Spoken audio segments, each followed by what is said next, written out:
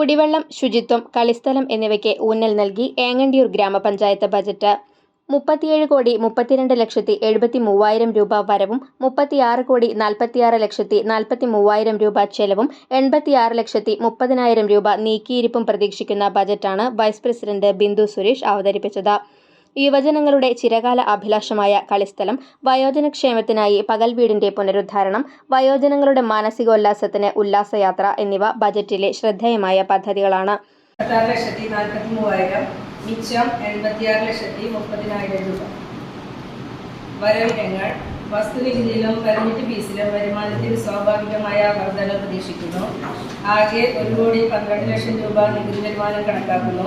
വസ്തു നികുതി ഇനത്തിൽ 88 ലക്ഷവും തൊഴിൽ നികുതി 16 ലക്ഷവും പ്രതീക്ഷിക്കുന്നുണ്ട്. നികുതിയേതര വരുമാനം 68,71,000 രൂപയും വരുമെന്ന് കണക്കാക്കുന്നു. തനത് ഫണ്ടിലേക്കുള്ള പൊതു ആവശ്യ ഗ്രാന്റ് 81,98 കോടി രൂപ സർക്കാരിൽ നിന്നും ലഭ്യമാവുന്നതാണ്. പദ്ധതി ചിലവുകൾക്കായി 18,15 കോടി രൂപയും.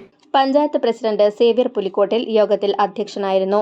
കൃഷിക്കും മണ്ണ്, ജലസംരക്ഷണം എന്നിവയ്ക്കും പ്രാധാന്യം നൽകുന്ന ബജറ്റിൽ ഉപ്പുവെള്ളം കയറുന്നത് തടയുന്നതിന് പഞ്ചായത്തിലെ എല്ലാ ചീപ്പുകളിലും ആധുനിക ഷട്ടർ സംവിധാനം, പഞ്ചായത്തിലെ എല്ലാ റോഡുകളുടെയും നിർമ്മാണം, തൊഴിലുറപ്പ് പദ്ധതിയിൽ ഉൾപ്പെടുത്തി നാടിന്റെ വികസന പദ്ധതി, സ്കൂളുകളുടെ ആധുനികവൽക്കരണം, സമ്പൂർണ്ണ പാർപ്പിട ലൈഫ് പദ്ധതി, സാങ്കേതിക വിദ്യകൾ ഉൾപ്പെടുത്തി ആരോഗ്യ കേന്ദ്രങ്ങളുടെ ആധുനികവൽക്കരണം, ആധുനിക സൗകര്യങ്ങളോടെ പഞ്ചായത്ത് സേവന സംവിധാനം എന്നിവയ്ക്കും പ്രത്യേക പരിഗണന നൽകിയിട്ടുണ്ട്.